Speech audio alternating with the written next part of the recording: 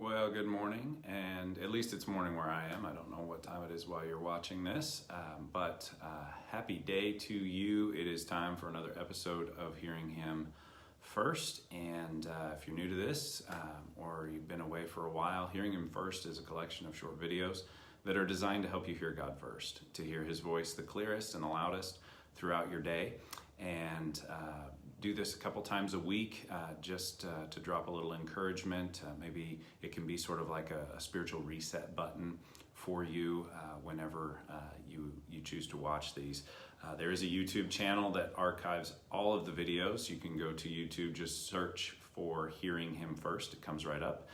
Do us a favor, click subscribe, and then you can catch up on all of them. There's even some playlists in there that help you know dive deep on a subject, maybe a theme like prayer or a book of the Bible like Genesis, and kind of group the insights that we share around that. So this one comes from Exodus chapter 17, and it's going to focus on verses 10 and 11. So if you want to get a copy of the Bible out and open that up, otherwise I'll read these to you.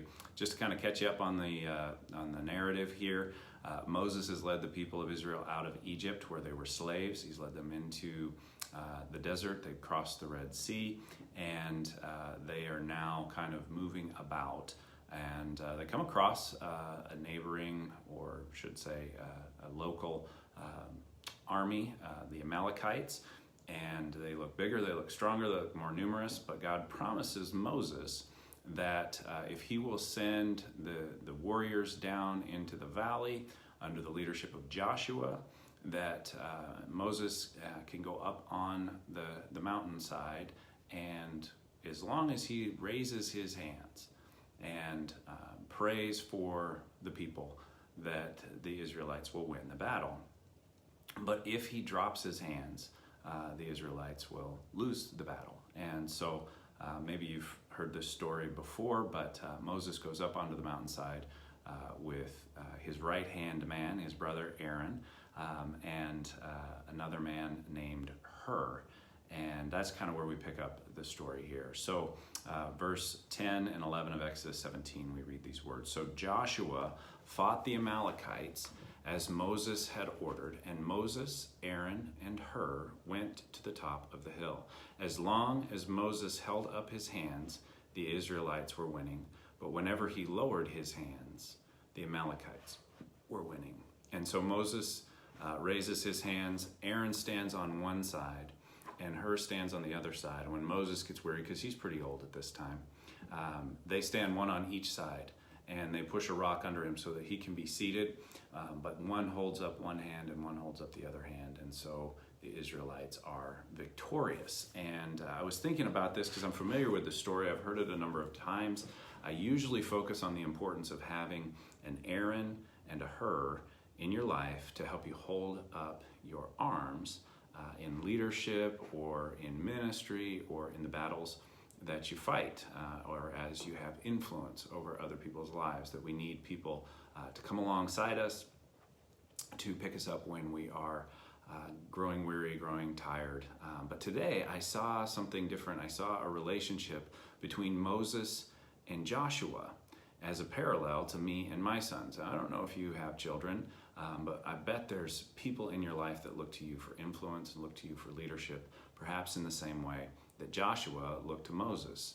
That wasn't his earthly father, but it was certainly his mentor, his leader, the leader of the people of Israel, and Joshua was his understudy. Joshua was being groomed for taking over the leadership of this entire nation.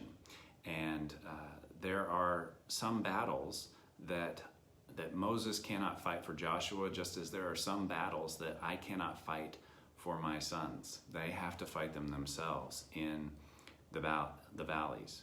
But I can stand on the mountainside, and I can pray for them. And when they look up from the battle, they must always see me praying for them, interceding for them with my hands raised, cheering them on, not blind to the battles and the struggles that they're facing, but interceding for them and praying that they will emerge victorious. Just as Joshua, I am sure, looked up many times and saw each time Moses standing on on the mountainside with his hands raised, interceding for him and encouraging him and cheering him on. Now, like Moses, I need an Aaron and I need a Hur for this to help me to persevere, to stay strong, to help me when I get weak, when I get tired, when I get frustrated, to help me. And so in my mind, I related that to my son's youth pastor and children's pastor. These are sort of like the Aaron. Aaron was the priesthood. Aaron represents those who ministered before God to the people and ministered, brought people to God and God to people. That's what priests do. And so my sons are fortunate enough to have a wonderful youth pastor and a wonderful children's pastor in their life. But I'm still the Moses, and they come alongside me, not me coming alongside them. And I also need a Hur, and in my mind, I related that to my best friend. I talk to him every week. We share life together. He encourages me when I get frustrated, especially if I get frustrated with my kids. He encourages me. He speaks words of support to me and inspires me to be the dad that I want to be. And I do the same thing for him. And so I saw those two roles, and I saw the role of a good pastor that comes alongside us as parents or as influencers, and the role of a good friend who comes alongside us and helps us. And I think they fit those roles for me. I also think about that these battles, that the main battle that our sons are fighting, our children are fighting, maybe your sons or daughters or the people that look to you for influence, are spiritual battles. They're battles that are fought against an enemy that can't always be seen.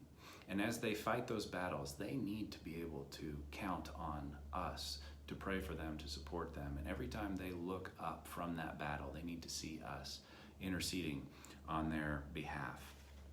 It's all connected for me, and there is a battle being fought for the heart of every person in this world. Especially important to you is the battle being fought.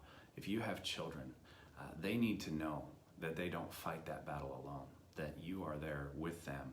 And I believe the principle holds true, that if we hold those hands high, raised in prayer, and if our children know that we are standing for them, just as Moses stood for Joshua, and that we have people coming alongside us to help us in that, just as Moses had Aaron and Hur, that they will ultimately win those battles, and we will emerge victorious. And so I hope that encourages you. If there is a father, if there is a mother, if there is an influencer that you know that would be blessed to hear this, I just hope you'll tag them on social media. Maybe go to YouTube, find the video there.